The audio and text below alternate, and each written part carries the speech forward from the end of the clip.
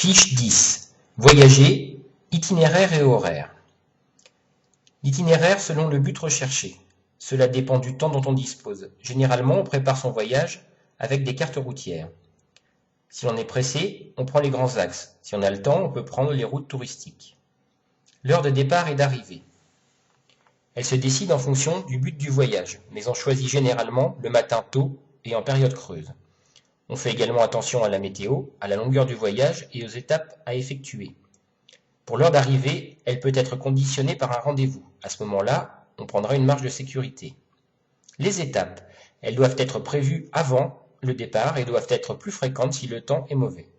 Il faut dans tous les cas s'arrêter au moins toutes les 2 heures pour se relaxer et contrôler sommairement la machine et l'arrimage des bagages. On peut les prévoir en fonction du ravitaillement en carburant de la moto. Les voyages en groupe. Il faut limiter le groupe à 5 motos, éviter de mélanger des petites et des grosses cylindrées, mettre les plus petites cylindrées en tête et encadrer les conducteurs les moins expérimentés. Avant le départ, il convient de définir un itinéraire comportant des étapes, mettre en place un code pour communiquer.